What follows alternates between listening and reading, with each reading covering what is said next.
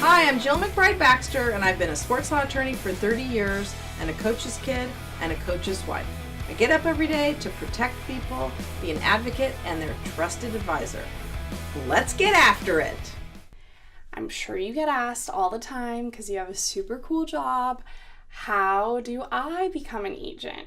Right. What is your advice to aspiring agents? My advice for aspiring agents is go get your law degree. Okay. There's a lot of contracts, as I've talked about in all my videos. And if you watch my videos, which if you want to become an agent, you probably should watch all my... That's pretty basic advice. Basic advice, watch all my videos, you'll get a lot of information. But on top of that, you need to really understand the business you're getting into and the kind of contacts you need to have to operate in this business. To succeed. Because... the hardest part is, getting clients, but also building relationships. I was really fortunate that I grew up in this business, and so my connections were already there and that's how I got in the business in the first place.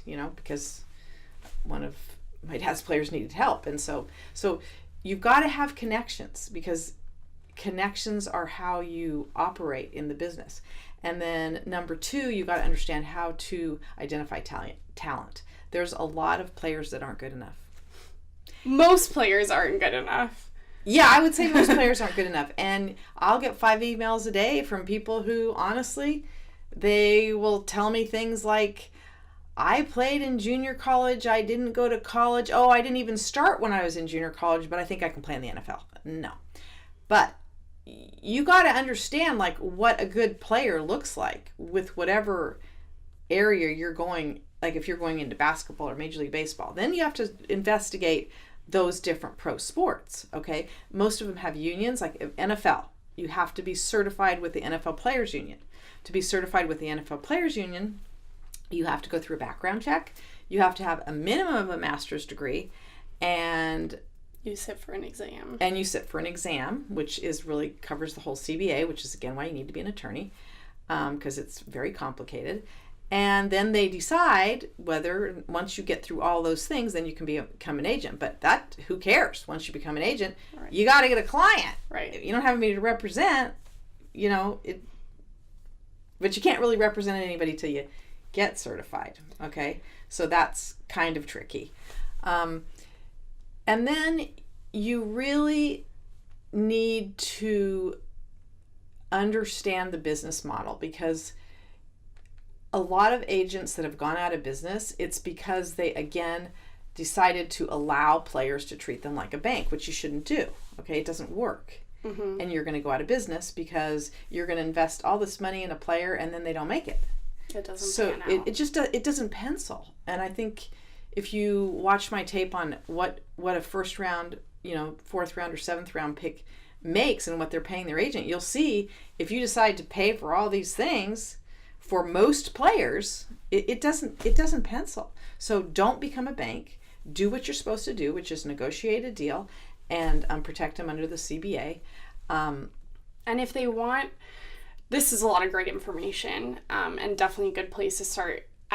What kind of options do they have if this doesn't satisfy them and they really want to know more, learn more, the nuts and bolts?